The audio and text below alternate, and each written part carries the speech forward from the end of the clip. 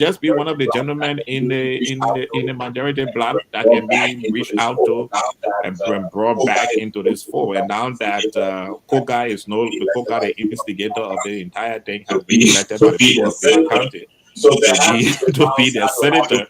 So perhaps he would now start to have the aura of being a senator, because there's a different aura of being a senator as compared to being a member of the House of Representatives. So he will now see himself as a senior statesman and withdraw himself. So that's -1 for the minority black. And, so they can no longer count Coca as part of them. And hopefully, maybe we'll have someone coming from Nima County, the next person that's going to represent Coca, if they can have a support the rule of law to support Maybe the rule of that was law a caucus. strategy, that was a strategy by the vice president to make sure Kofa wins the election, to shutting the minority block as well. So, but one thing that I saw Kofa did, Speaker Kofa did right after the ruling or the interpretation was to indicate that look, the Supreme Court have made a ruling, and we all see where the ruling have gone. Yes, we have a clean victory, but I'm willing to reconcile. And he said in his statement, and I quote, I would do anything if it would cause me to sacrifice certain things that I don't want to sacrifice. I will sacrifice those things just to make sure that we follow the rule of law in the House. On the other hand, now, on the other hand, the majority black being selected. It was not based on election, based on what I know when it comes to the election process. The selected majority black speakers have not said anything in that regard, whether reconciliation or stuff. He's standing his ground and saying he is still the legitimate speaker. Now, looking at the two stands, who do you think stands to benefit? I mean, I'm not saying any of them could be, but if they bring somebody forward to become the next speaker, who do you think will stand to benefit more from the House of Representatives based on their moral behavior at this time? Because in this stance, right as it stands right now, Kofa has the legal backing of the law. The law has ruled in his favor. Now we're looking at morality now to play ground when it comes to who gets in this next speakership or who party or who corner it comes from. Based on the two reaction from the Supreme Court's ruling, who do you think stands to benefit more when it comes to selecting the next speaker? It depends who It depends who play the cards well. And I think I strongly believe, and that's just my opinion, I strongly believe that Kofa is in the right place in determining that. You see, you are as smart as the people you surround yourself with. No matter how intelligent you are, if you have people around you who everything you say is yes, you have problems. I don't know the people around Kofa. So I'm sorry, I don't know the people around Kun. I've not spent my time, and I've not spent any hours of my time trying to discuss them. But when Kofa was elected, when you read his appointment of people in his office, you will find out that he brought some intelligent young people into his office. And once you have that level of staff around once you have that level of intelligence around you, your decision making is different. So I'm not saying the people who and know they should get it wrong. But I'm not saying the people in cool office are not intelligent. But some of the right things, you have to just read reaction to things. First of all, no serious politician would have come out to outrightly reject the ruling of the Supreme Court. You could say if you had people around you, you could have your words could be vague, just vague. And, the Supreme Court have passed. We're going to study it with our lawyers, and then in your heart you know what is up, but the public knows that. In your heart you know what is up, but the public knows that your statement. You cannot outrightly come out and say no to a ruling of another branch of government. But I mean, what I saw, I don't follow him on Facebook or follow any politician on Facebook except those who are my brothers or friends. But whatsoever. But and they did deny it. And they did deny it anyway. What was put on the social media purported from him. Whosoever is working in his office or advising him, that person needs further education on how to deal with political issues. You don't. Politics is not about yes or no. It's about being in the middle until you reach to the point where yes, you can say yes or you can say no. But it seems that most of our politicians in Liberia, they believe that they must say yes and they must say no. But no politics will tell you that already say no to something. Already, you cannot just already say no to especially a Supreme Court decision. You're putting yourself at odds against the Supreme Court. If tomorrow, now, Senator Dano, who was on the scene, have already said that we recognize Kofa as speaker. Did his people not pick up that clip as soon as possible and share with him? Did he not watch that? When you put yourself in that situation, when you put yourself in that situation, then you make it challenging for those who support you now to know what to do. They either say yes with you, or they have to say no and be against you, and you start to lose people. But Fonanti's response to that situation was totally different.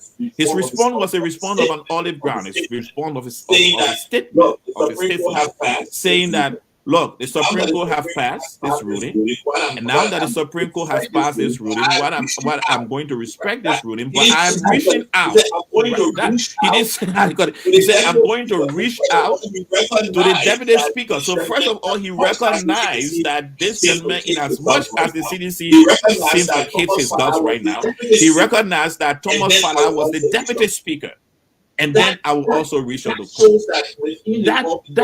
that shows that within his office there are people who are mature enough to understand the political space to come out. And at the end of his speech, again, that's where having the challenge comes up. Because at the end of Kofa's speech, he said something that is extremely important. He said, I am willing and I want to make the ultimate sacrifice. And I want many, I don't think we have played this more on our station so that people understand why. Because many people just come with negatives about Kofa. But he said, I'm willing. Now, on the one hand, Kun, who's supposed to be quote unquote the speaker, is saying, I'm not going to agree with him, matter. Nothing has changed, I'm still speaker. But on the other hand, the one who has been recognized as a speaker is saying, I'm willing to pay the ultimate price. And the ultimate price, which I don't know, that part of the statement I don't agree with it. But ultimate price, you kill yourself.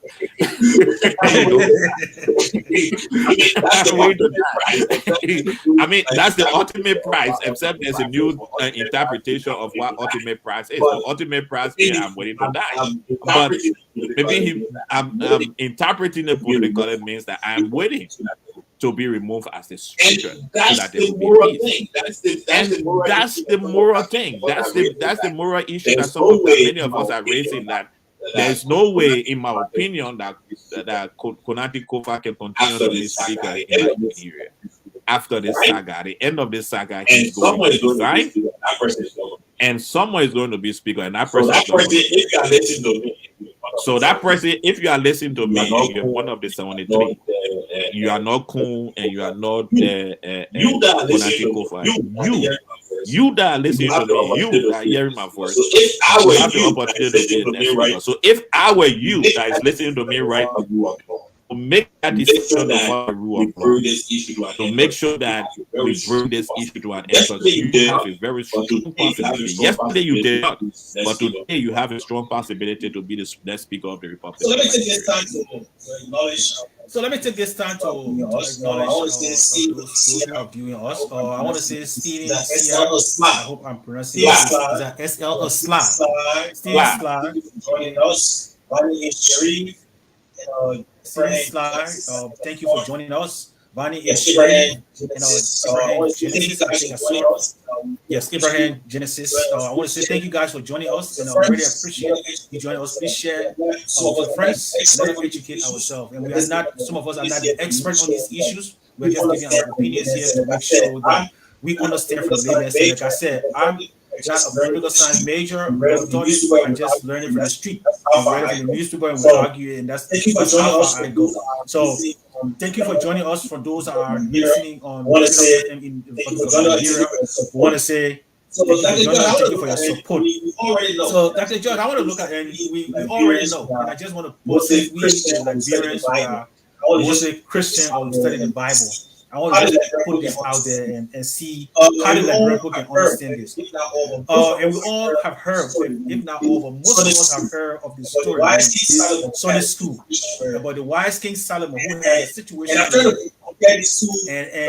And I'm trying to compare these two gentlemen to those two ladies, right? So the legal mother, because we are dealing with legal issues now. So we had a legal mother and a fake mother who said who took her friend's baby from her room while she was asleep when her baby died and brought it to King Solomon. This what that reminds me of, where I see Kofa, Speaker Kofa, who have won the case legitimately by the Constitution interpretation, and Mr. Kun, who was selected by the majority bar, who is the Speaker, legally, based on the interpretation of this ruling, he doesn't have a right to be called Speaker. Right? So, in my opinion, from my observation, he's willing to go to any length to destroy. That's just my opinion. I'm not saying that's what he wants to do, but his action is showing that he's willing to go to any extent to just make the house chaos. That's just my opinion. I don't know him from anywhere. I'm not saying that's what he wants. That's going based on the biblical analysis that we have with King Solomon, who had these two women that came to him and said, "Look, this is my baby," and all said, "This is my baby." And he said, "Okay, if you said before you say this baby, the only solution is to split the baby in half, get half to another." Right? So based on Kofa's expression on Wednesday and based on Kun reaction, I saw a clip of something that they put out there for the Kun camp, and then their reconsideration, legal reconsideration, law, whatever they want to go back to, and they 2 hours to respond to that. Which will be, I think Monday will be the cutoff for the re-hearing of this case. Based on those two, and compare that with Solomon, what do the Liberian people who are Christians, everyone in this nation, our nation is a Christian nation, who define their country? And it's not based on the Constitution. If I can clarify this, the Constitution does not say Liberia is a Christian nation. And let me let our audience know that. I'm not preaching that here. But Liberians themselves have declared the nation a Christian nation, even though some of us don't see the practices. But if you are to put those two together, the behavior of those two ladies in front of Solomon and the behavior of these two gentlemen, who do you think, based on your opinion, is standing on moral ground that the Liberian people can buy from if they represent somebody tomorrow and say, "Hey, I lift Emmanuel Sapu's hand up for speakership," or "I lift Dr. George's hand up for speakership"? Who do you think the Liberian people will be more gravitated towards when it comes to morality in Liberia, based on the Christian? I think right now the person, in my opinion, I think right now the person, in my opinion, the person who seems to be more open and more respectful is Kofa. But our society is Speaker Kofa. But our society is different. Our Liberian society is completely sometimes different. the way we understand Sometimes the way we understand and read things and to take our time to examine it is very limited.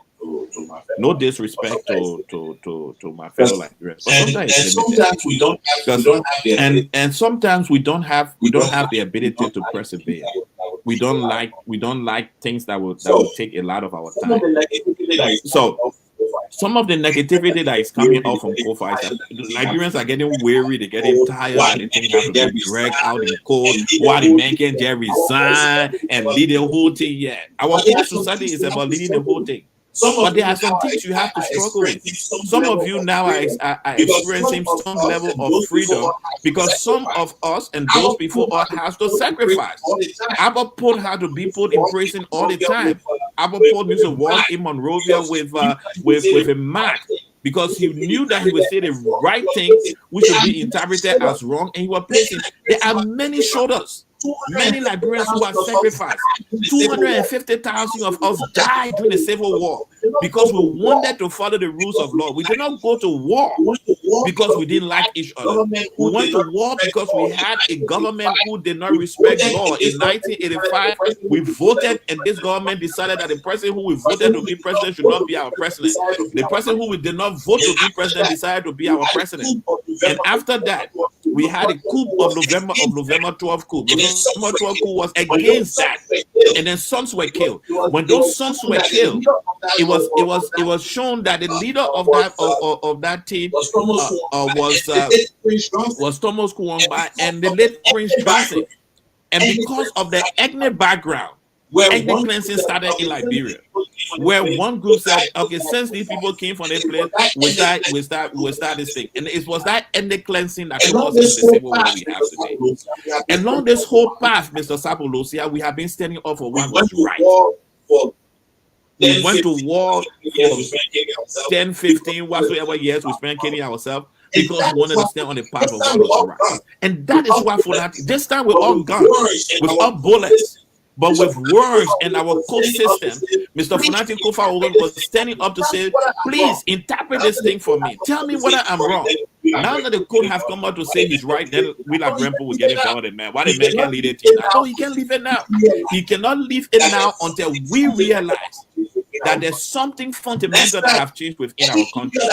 Next time, any idiot that wake up in the morning, and forgive me, smart people in the House of Representatives, but next time, no idiot will wake up in the morning and say that they decide that they want to, he wants to out the speaker because he's able to get 40 of his friends to sign a piece of paper. That person will remember that, that person will remember that, oh no, there's a process.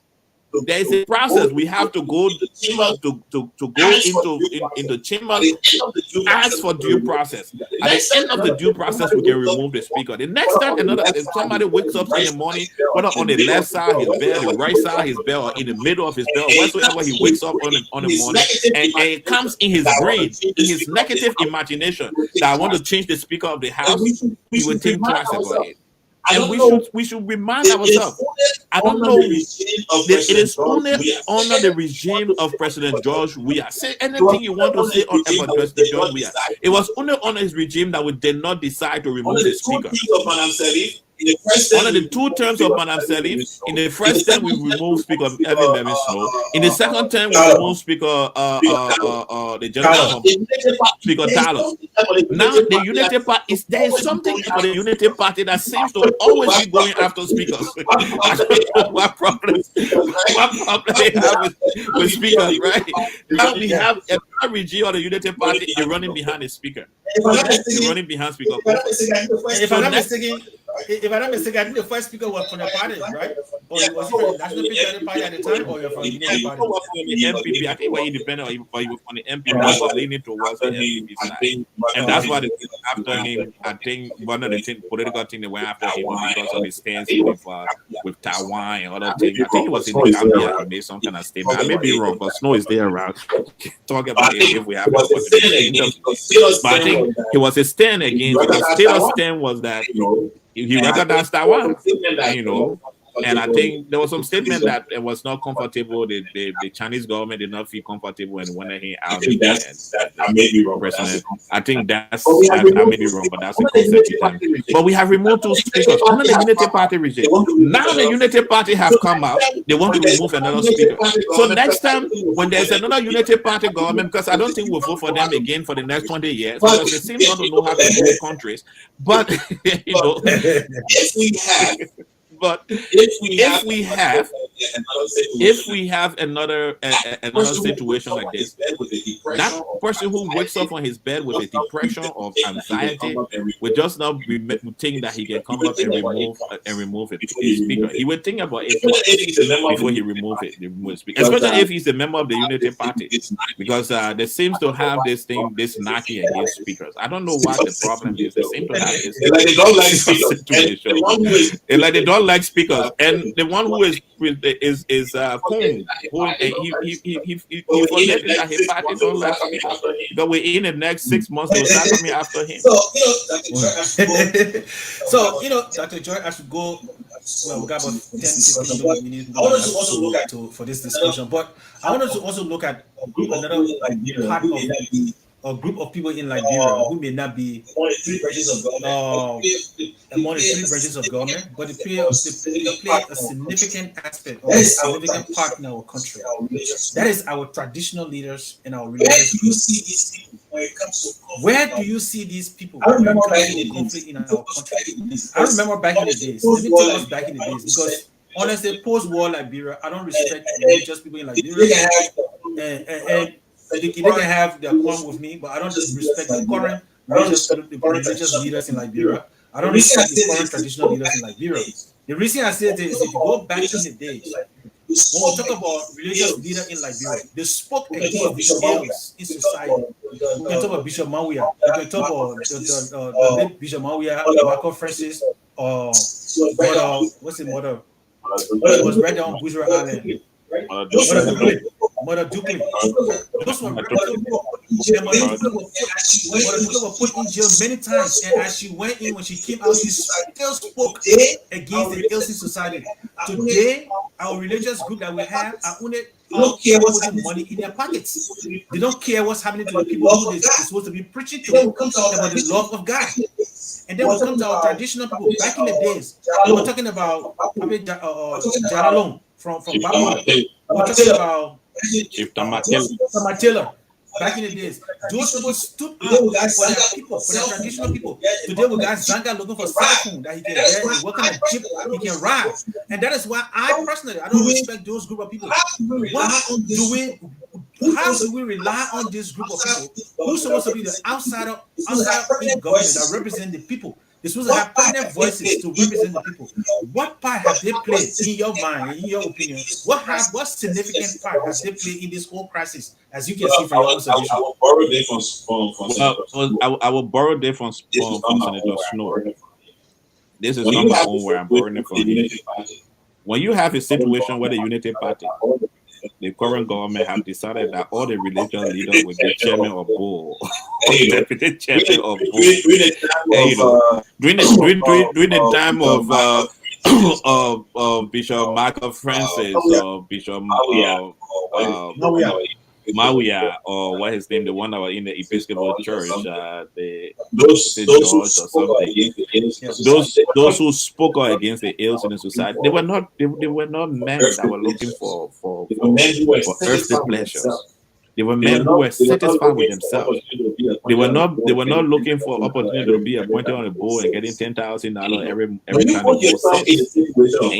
When you put yourself in a situation of compromise, it's difficult for you to speak. Nobody in compromise can speak out against anything. So when you are in the state of compromise, you are not hot, you are not cold, you're not on the west, you are not in the east. There was a bishop. Not only there was a bishop who said that anybody speak against when former president we are our president, there was a bishop who said anybody speak against that person go fire them. When you supposed to be someone who's supposed to speak truth to power, because there's something about power. When you have power and control, the people around you and naturally become sycophants, and therefore you need people outside of that inner enclave. Either you have people in the enclave that you agree, you listen to, and they face you and tell you the truth. But naturally, the people who are around you become sycophants when you have power, and that's why you need the outer enclave to help you. And that's why you need a religious leader, the traditional leader, to help the leader to understand that you are blinded by people waking up in the morning and say, yes, sir, you are the smartest person, or you are the bright person. I remember one time when I was much younger, my professor, my mentor, and myself took a trip to this very high, powerful person. When he present, we took bread with us from our university breast. So this very powerful person took that bread, the present on everybody, he opened the bread, he began to eat, and then everybody bowed down to him. That he has eaten in the presence of everybody. With his title, because he's not with his title and his authority, someone's supposed to open his food kiss it first before they give it to him. That he ate it all bad. Nobody brave enough to question him as his. Are you sure that those people didn't put poison and bread for him to eat before he ate it? Nobody. Everybody bowed in this country. We say prostrate, right? Everybody prostrated. Everyone has then said it together in unison, and everyone has then said it together. Explain the language that you have eaten in the public without your servants taking it. That's how sacrifices you get close to a leader. Sacrifices. Nobody even the chief cook were not thinking, why he didn't wait for us to taste it before he ate. So when he was going to pass away, die. The unreal story of how Abacha passed away. Nobody was willing to question those girls when they flew in from India in the private plane. I mean, if it's true, the story that came up, nobody was willing. Sacrifice. So 2 women entered the president's room, left the president's room, he was dead. And that's how sacrifice is. And that's the situation we find ourselves in our country, in a situation where those who are supposed to speak are not speaking because they are being given appointment as board chair, board secretary, receiving $7,000, $10,000 when board meet. So they don't have the ability to speak. But I hope we have, in every situation, there will be one person that will come up. There will be one religious leader. There will be one traditional leader who will determine. And I think one of the government offered them cars, took them to trip to Ghana, took them to trip. Some of them got in the plane for the first time, came back. Said, the plane ride sweet. I won't do it again. Because I won't do it again. I'll say anything and then be quiet. That's the judge. It is a sad thing that society. Yes, Bishop Brown. Thank you, Bishop Brown. Bishop Brown from the. So I mean, you see Dr. George.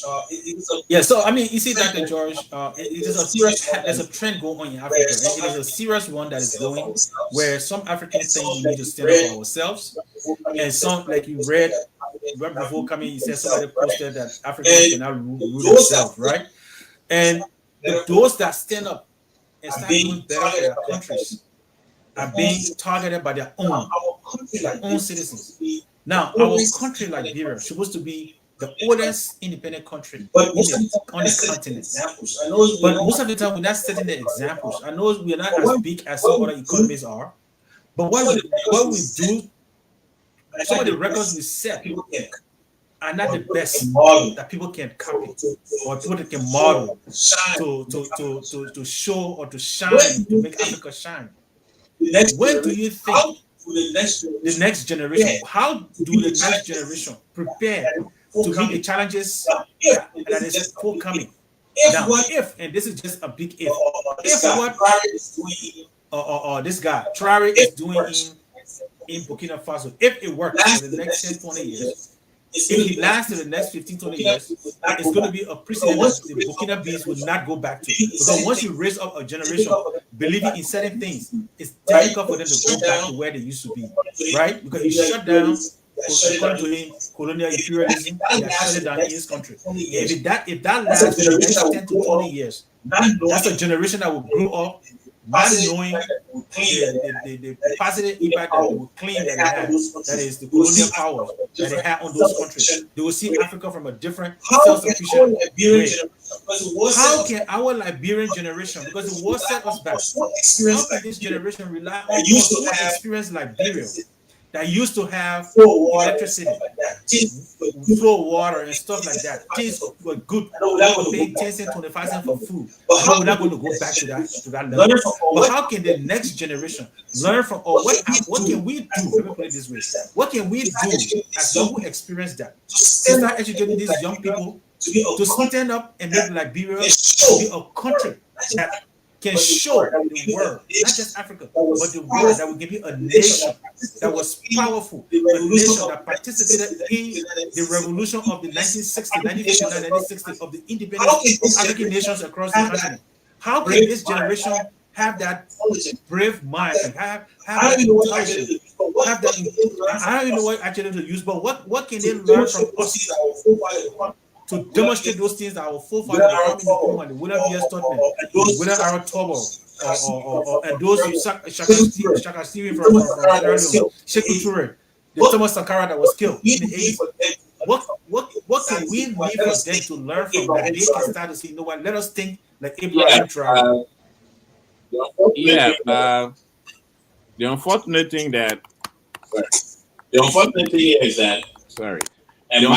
is that and my answer may shock you, those who are listening. I don't think the younger generation have anything to learn from us. My generation, because my generation have failed them, because my generation is a traumatized generation. We have not been able to overcome. And we have not been able to overcome. Majority of us have not been able to overcome our trauma. They can learn from themselves. But they can learn from themselves. They can decide. This is my future. When I was young, and I must change it. In my generation. When I was young, that's what we did in my generation. We're not successful. We read. And one of the things they can do is to read. We read Kwame Nkrumah. We read How Europe Underdeveloped Africa, the classic. We read Kenneth Kaunda. We read Robert Mugabe. Where today you are praising the guy in Burkina Faso, but for us it was Robert Mugabe. Until he changed, he flipped and started suffering from Alzheimer's. And, but Mugabe, Zimbabwe was the only country in Africa that had 99% illiteracy for many years.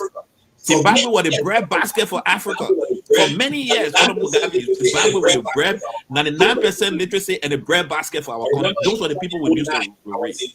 I remember in 2009, I was in Zambia, and I met Kenneth Kaunda. My brother, I didn't want to watch. When I shook his hand, my brother, I didn't want to wash my head the entire day, because this was a man who decided that he would not eat meat because he stood on the line for meat, and the white people were being served meat in Zimbabwe. And he decided, no, if I have to stand on the line and the white man will be served before me, I will never eat meat in my life.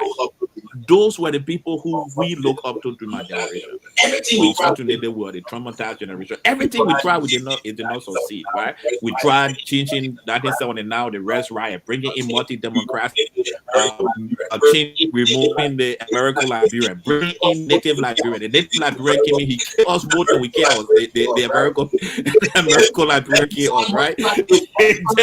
then we started the multi-party democracy we fought so much for. Started multi-party democracy, and then idiots now are changing the speaker. They cannot visit communities. So the roads to the communities are not built. Yet them still, we are fighting for private things instead of developing our country. Speakership is what we are fighting for. So that's the situation we find ourselves in, Mr. Sapolosia. And if you will just take control of the show for you. Ladies and gentlemen, on Facebook, YouTube, and Freedom FM 89.7, thank you for joining us. It's my good brother Emmanuel Sapolosia and myself having a conversation.